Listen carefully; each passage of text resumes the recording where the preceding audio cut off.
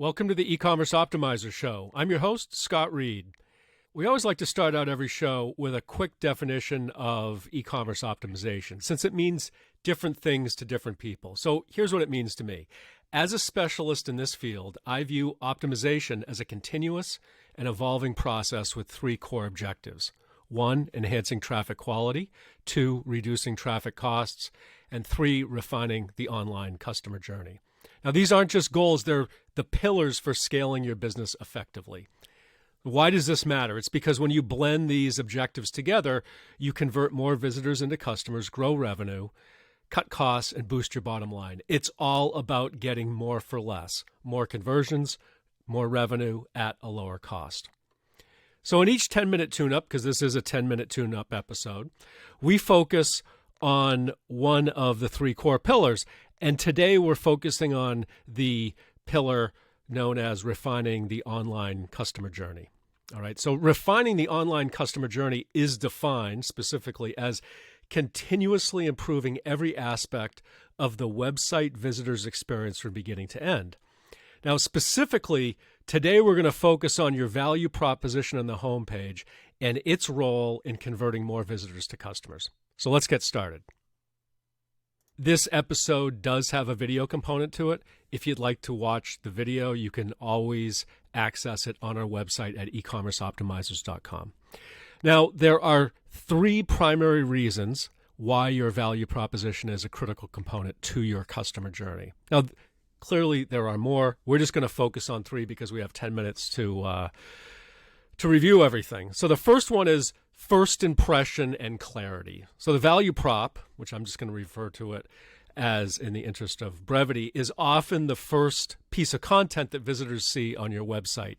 This has to be clear, concise, and compelling, and really has to effectively communicate what your brand offers and why it's unique, because this sets the tone for the user experience and it can significantly impact the visitor's decision to explore further or leave the site.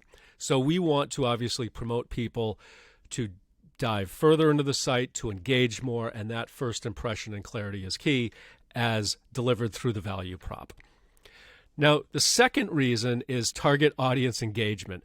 A well-crafted value prop speaks directly to your target audience, and it addresses their needs, wants, or problems. It aligns with their expectations and desires, making them feel understood and catered to, and this increases engagement and interest. A good way to think about this is crafting your value prop in a way to show how your product or service will improve the life of the website visitor. And 3, competitive differentiation. In a competitive market, your value prop helps to differentiate your brand from others. It should highlight what makes your product or service unique and why it's a better choice as compared to competitors. Now, this can definitely include aspects like quality, price, customer service, or unique features. Now, keep in mind that visuals should be used to strengthen the value prop where applicable, and these visuals should match the target audience. If you are using human examples, these should match your target audience, your typical buyer, all right? And I know that sounds obvious, but far too often we do see gaps in that area. The last thing I want to say before we get into the examples is positioning. So ideally above the fold, mobile and desktop. 3 main reasons. First one is immediate engagement. Visitors see it as soon as the page loads, so they instantly understand what the brand offers. Second is first impression, because it sets the tone for the user experience. What we're doing here is we're highlighting those key benefits or unique selling points, and you're making that first impression with those key items. The third is clarity and focus, because it ensures that the main message is not missed or overlooked by users who may not scroll through the entire page. And I'm going to share some examples that I found for today's episode. All right, so the first example is Chico Bag, and that's at chicobag.com. That's on the screen. That has been on the screen since we started the episode.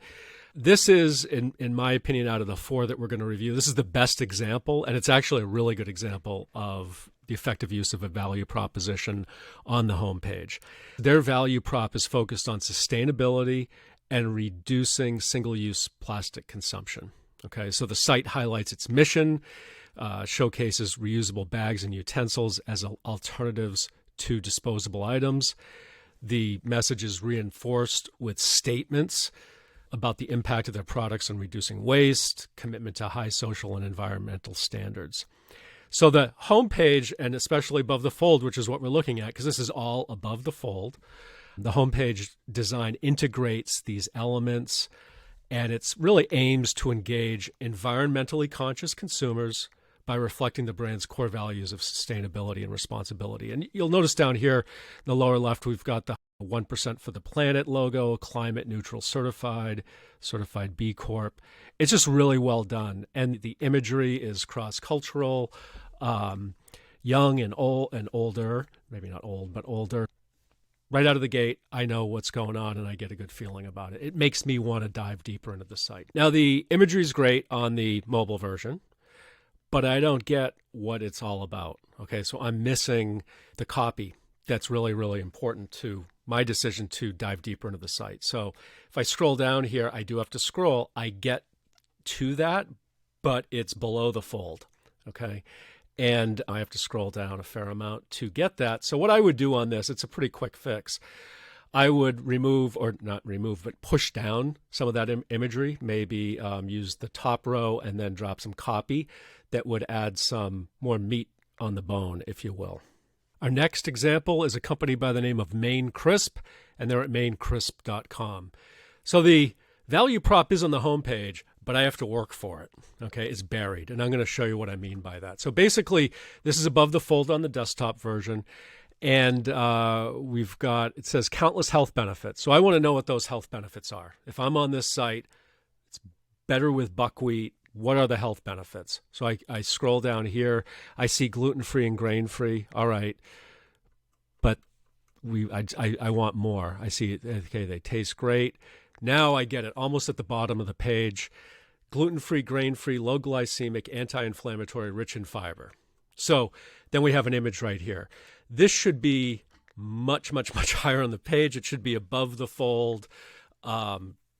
The other thing on this homepage is I think this would be a great thing to test, would be to use some human imagery of different ages enjoying this product. In the interest of time, I'm not going to go through the mobile version. It's very similar to the desktop version for Maine Crisp.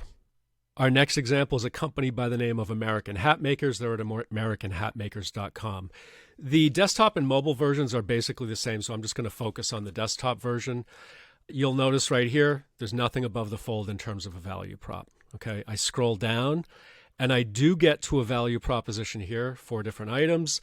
I'll be honest, I missed this. It took me a couple sessions on this site before I saw value propositions listed. These are very good. They're strong. They should be above the fold though, and they should also be in a different font and a different color, and the icon should be bigger to emphasize them. Now, right here, they completely blend in, and that's why I missed them. One thing to note is that these 16,000 five-star reviews, I found myself wanting to read those reviews because that was such a strong value proposition. But when I went to click it, it was not enabled. As you scroll down in the site, it's interesting because we keep going and going and going, and then we get to a value prop, but again, this is buried. So this would be really great to see up top.